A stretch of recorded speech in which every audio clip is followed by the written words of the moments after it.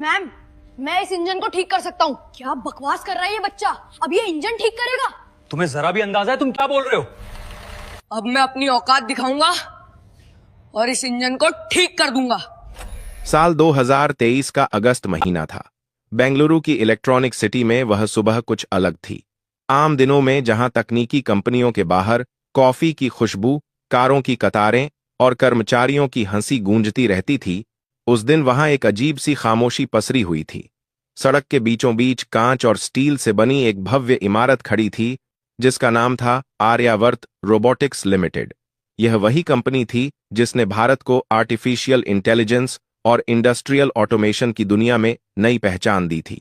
दुनिया के कई देशों में इसकी मशीनें काम कर रही थीं, लेकिन आज उसी इमारत के भीतर जैसे कुछ मर चुका था। पिछले 10 दिनों से कंपनी का सबसे अहम और सबसे महंगा प्रोजेक्ट पूरी तरह बंद पड़ा था। एक 120 करोड़ रुपए की लागत से बनी हाइड्रोलिंक H9 100 नाम की विशाल ऑटोमेशन मशीन, जो पूरे प्रोजेक्ट की रीढ़ थी, अचानक ठप हो गई थी। इस मशीन के बंद होते ही पूरी उत्पादन प्रक्रिया रुक गई थी। हर दिन करीब 2 करोड़ रुपए का नुकसान हो रहा था।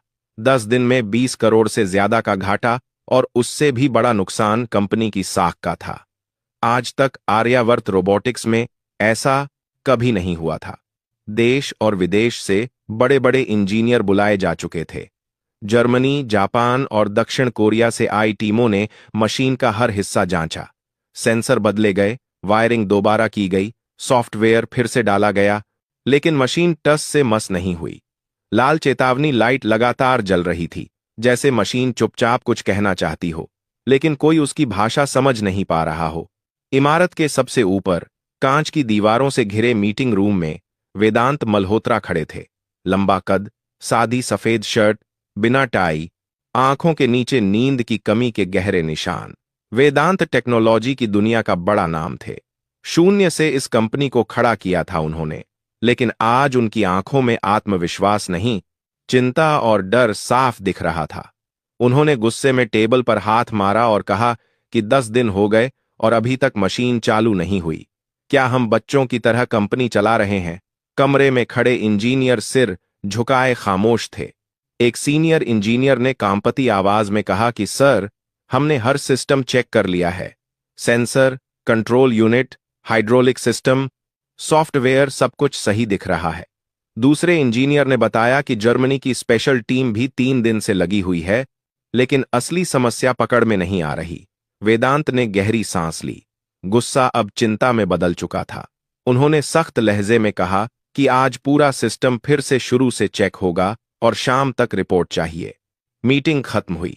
वेदांत थके हुए कदमों से लिफ्ट की ओर बढ़े और नीचे आए। जैसे ही वह गेट के पास पहुंचे, उनकी नजर फुटपाथ पर बैठे एक लड़के पर पड़ी। उम्र करीब 15 साल, फटे हुए कपड़े, घुटनों तक जमी धूल, एक हाथ में जूते चमकाने का ब्रश और दूसरी तरफ पॉलिश की बोतल।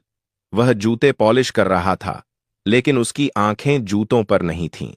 वह सामने खड़ी आर्यावर्त रोबोटिक्स की ऊंची इमारत को लगातार देख रहा था, जैसे उस कांच के भीतर उसका कोई सपना कैद हो। उस लड़के का नाम आरव था। वेदांत ने उसे बस एक नजर देखा और फिर आगे बढ़ गए। उन्हें क्या पता था कि यही लड़का कुछ ही घंटों बाद उनकी जिंदगी का सबसे बड़ा मोड़ बनने वाला है। आरव हर दिन यहां आता था। सुबह जूते पॉलिश करता, दोपहर में चाय वाले की मदद करता और शाम को फिर इसी जगह बैठ जाता। लेकिन वह बाकी बच्चों जैसा नहीं था। उसकी नजरें हमेशा कंपनी के मशीन सेक्शन